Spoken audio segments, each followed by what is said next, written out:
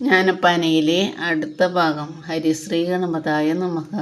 കൃഷ്ണ കൃഷ്ണ മുകുന്ദ ജനാർദ്ദന കൃഷ്ണ ഗോവിന്ദ നാരായണ ഹരേ അച്യുതാനന്ദ ഗോവിന്ദ മാധവ സച്ചിദാനന്ദ നാരായണ ഹരേ.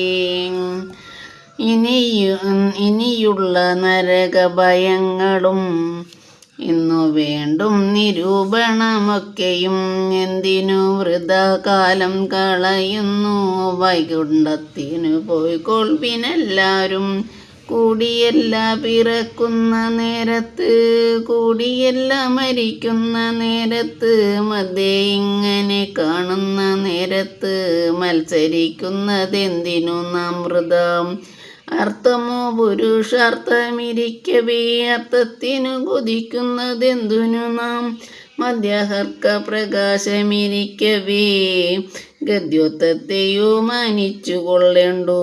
ഉണ്ണികൃഷ്ണൻ മനസ്സിൽ കളിക്കുമ്പോൾ ഉണ്ണികൾ മറ്റും വേണോ മക്കളായി. അതായത് അതിൻ്റെ അർത്ഥം എങ്ങനെയാണെന്ന് വിചാരിച്ചാൽ, നമ്മുടെ ജന്മം ഇന്ന് വരെ പാഴാക്കി കളഞ്ഞിരിക്കുകയാണ്.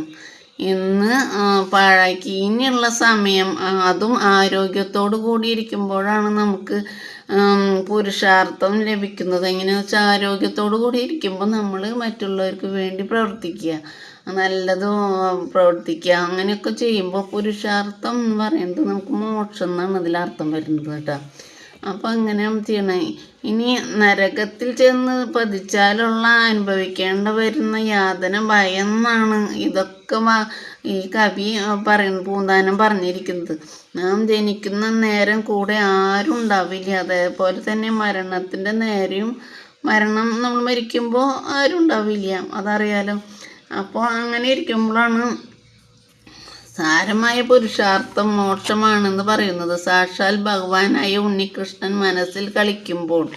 അതാണ് പൂന്താനത്തിൻ്റെ മകൻ നഷ്ടപ്പെട്ടപ്പോൾ പൂന്താനത്തിന് പിന്നെ വിഷമമൊന്നുമില്ല. ആൾക്ക് വിഷമമുണ്ടെങ്കിലും ഭഗവാൻ കൂടെ ഉണ്ടല്ലോ, പിന്നെ എന്തിനാണ് എനിക്ക് വേറൊരു മകൻ എന്ന് ചിന്തിച്ചിട്ട് പിന്നെ അങ്ങനെ അങ്ങോട്ട് പ്രാർത്ഥനയിൽ അങ്ങോട്ട് നാമസങ്കീർത്തനങ്ങൾ അങ്ങോട്ട് നടക്കണം. ഉണ്ണിക്കണ്ണനെ തൻ്റെ മകനാക്കി ജീവിച്ചു, വിഷ്ണു ഭക്തനായി. ഇനി വിഷ്ണു ഭക്തരായിട്ട് എന്തോരം സജ്ജനങ്ങൾ നമ്മുടെ നാട്ടിലുണ്ടെന്നറിയോ, ഇന്ത്യ മഹാരാജ്യത്ത്. അപ്പോൾ അവരെ കൂടെ കൂടുക ഇനിയുള്ള കാലം. അപ്പോൾ ഉള്ള കാലം നമ്മൾ നന്നായിട്ട് നാമസങ്കീർത്തനങ്ങൾ ചെയ്യുക എന്ന് തന്നെയാണ് അദ്ദേഹം വീണ്ടും ഇതിൽ